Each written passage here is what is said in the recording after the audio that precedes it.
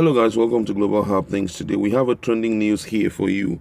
And the headline of the news read, again, Obasanjo writes Buhari another fiery letter, tells him the cloud is gathering. Alright, but before we continue with details of the news and further analysis, we'd like to encourage you to please subscribe to our channel by clicking on the red subscribe button and also on the bell icon so that you can get notification anytime we publish videos on YouTube. Alright, let's look at the news in detail. This is actually a full text of the open letter written by Obasanjo via his media aide to President and also General Buhari. Was written by his special assistant on media, Kehinde, or released by his special assistant on media, Kehinde Akinyemi. Alright, let's look at the details of the letter and we will further talk about it. And it starts of the letter, Dear President and General Buhari, I'm constrained to write to you this open letter. I decided to make it an open letter because the issue is very weighty and must be greatly worrisome to all concerned Nigerians, that means all right-thinking Nigerians and those resident in Nigeria. Since the issue is of momentous concern to all well-meaning and all right-thinking Nigerians, it must be of great concern to you, and collective thinking and dialoguing is the best way of finding an appropriate and adequate solution to the problem. The content of this letter, therefore, should be available to all those who can help in proffering effective solution for the problem of insecurity in the land. One of the spin-off and assailants is the misinformation and disinformation through the use of fake news. A number of articles in recent days have been attributed to me by some people who I believe may be seeking added credence and an attentive audience for their opinion and viewpoint. As you know very well, I will always boldly own what I say, and disown what is put into my mouth. But the issue I'm addressing here is very serious. It is the issue of life and death for all of us and for our dear country, Nigeria. This issue can no longer be ignored, treated with nonchalance, swept under the carpet, or treated with curdling blows. The issue is hitting at the foundation of our existence as Nigerians and fast eroding the roots of our Nigerian community. I am very much worried and afraid that we are on the precipice and dangerously reaching a tipping point where it may no longer be possible to hold danger at bay. Without being immodest, as a Nigerian who still bear the scar of Nigerian civil war on my body, and with the son who bear the scar of fighting Boko boys on his body, you can understand, I hope, why I am so concerned. When people are desperate and feel that they cannot have confidence in the ability of government to provide security for their lives and property, they would take recourse to anything and everything that can guarantee their security individually and collectively. For over 10 years, for 4 of which you have been the captain of the ship, Boko boys have menacingly ravaged the land, and in spite of government claims of victory over them, the potency and activity of Boko boys where they are active remain undiminished, putting lie to government's claim. The recent explanation of Chief of Army Staff for non-victory due to lack of commitment and lack of motivation on the part of troops bordering on sabotage speaks for itself. Say what you will, Boko boys is still a daily issue of insecurity for those who are victimized, kidnapped, sold into slavery, and forced into marriage. Herdsmen stroke farmers' crisis and menace started with government treating the issue with curdling gloves instead of hammer.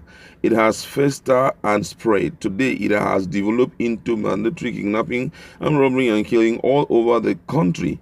The unfortunate situation is that the criminality is being perceived as a Fulani menace unleashed by Fulani elites in the different parts of the country for a number of reasons, but even more unfortunately, many Nigerians and non-Nigerians who are friends of Nigerians attach vicarious responsibility to you as a Fulani elite and the current captain of Nigeria's ship.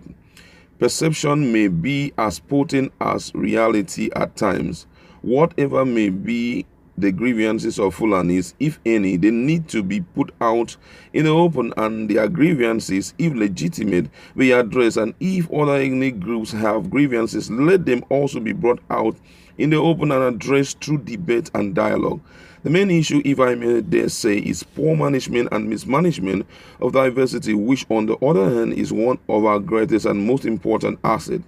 As a result, a very nefarious cloud is gathering, and reign of destruction, violence, disaster, and disunity can only be the outcome. Nothing should be taken for granted. The clock is ticking with cacophony of dissatisfaction and disaffection everywhere in and outside the country. The presidency and the Congress in the U.S. have signaled to us to put our house in order. The House of Lords in the U.K. had debated the Nigerian security situation. We must understand and appreciate the significance, implication, and likely consequences of such concern and deliberations.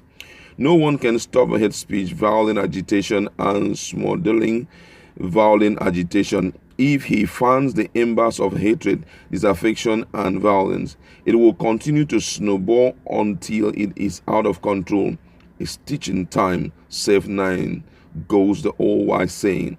When the death of Funke Chief Fasoranti's daughter, some sympathetic Nigerian group are saying enough is enough. Professor Anya, a distinguished Nigerian merit laureate, had this to say, and according to him, he said, we can no longer say with certainty that we have a nation. Niger Delta leaders, Southeastern leaders, Middle Belt leaders, and Northern Elders Forum have not remained quiet. Different ordinary Nigerians at home and abroad are calling for different measures to address or ameliorate the situation. All the calls and cries can only continue to be ignored at the expense of Nigerians' unity, if not its continued existing. To be explicit and without equivocation, Mr. President and General, I am deeply worried about 4 avoidable calamities. Abandoning Nigeria into the hands of criminals who are all being suspected, rightly or wrongly, as Fulanis and terrorists or Boko Boys type, spontaneous or planned reprisal attack against Fulanis, which may inadvertently or advertently mushroom into pogroms or Rwanda-type genocide that we did not believe could happen, and yet it happened.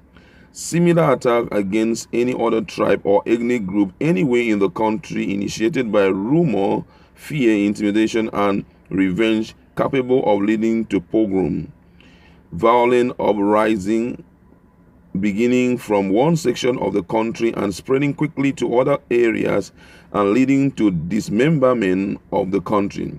It happened to Yugoslavia not too long ago. If we do not act now, one or all of these scenarios may happen. We must pray and take effective actions. At the same time, the initiative is in the hands of the President of the nation, but he cannot do it alone.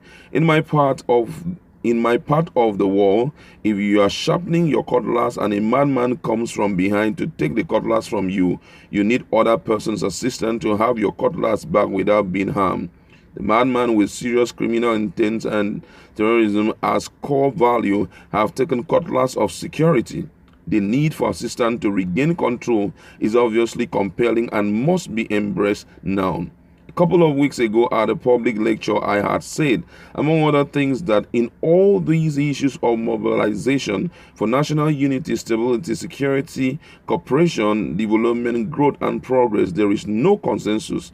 Like in the issue of security, government should open up discussion, debate, and dialogue as part of consultation at different levels, and the outcome of such deliberation should be collated to form input into a national conference to come up with a solution that will effectively deal with the issues and lead to rapid development, growth, and progress, which will give us a wholesome society and enhance living standard and livelihood in an inclusive and shared society. It will be a national program. We need unity of purpose and nationally accepted strategy roadmap that will not change with whims and caprices of our government. It must be owned by the citizen. People's policy strategy implemented by the government, no matter its color and leaning. Some of the groups that I will suggest to be contacted are traditional rulers, past head of service, no matter how competent or incompetent they have been and how much they have contributed to the mess we are in, past head of paramilitary organization, private sector, civil society organization, community leaders, particularly in the most affected areas, present and past governors, present and past local government leaders, religious leaders, past head of state, past intelligence chiefs, past head of civil service, and relevant current and retired diplomats, members of opposition, and any group that may be deemed relevant. The president must be seen to be addressing this issue with utmost seriousness and with maximum dispatch and getting all hands on deck to help. If there is failure, the principal responsibility will be that of the president and no one else. We need cohesion and concentration of effort and maximum force, political, economic, social, psychological, and military, to deal successfully with the menace of criminality and terrorism separately and together. Blame game among our forces must be avoided. It is debilitating and only helpful to our adversary. We cannot deter anymore. It is time to confront this threat headlong and in manners that is holistic, inclusive, and purposeful. For the sake of Nigeria and Nigerians, I pray that God may grant you, as our president, the wisdom, the understanding, the political will, and the courage to do what is right when it is right and without fear or favor. May God serve, secure, protect, and bless Nigeria. May He open to us a window of opportunity that we can still use to prevent the worst happening. As we say in my village, may God forbid bad thing. Released by Kehinde Akinyemi, Special Assistant Media. Wow, that was a long read, and it has already sparked a lot of reaction, mostly on the social media. And this one says, Baba, you are a blessing to this country. To be for one is to be for arm. If the president likes, let him heed the advice. Nigeria is already sitting on time bomb. Everybody knows that. Good one indeed if he can respond positively.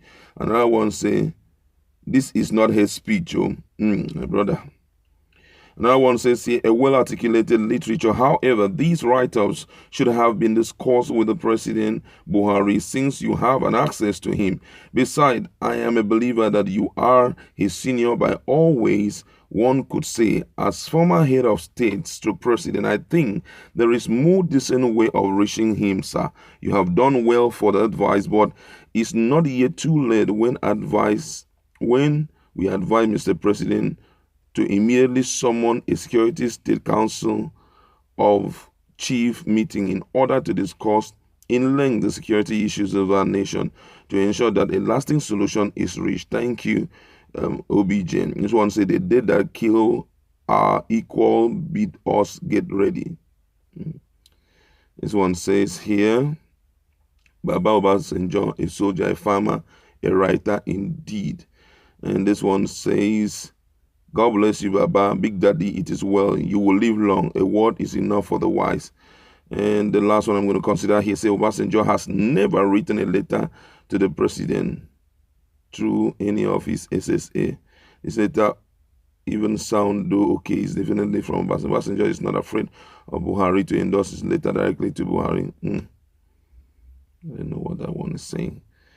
And all right, a lot of write-ups from different quarters.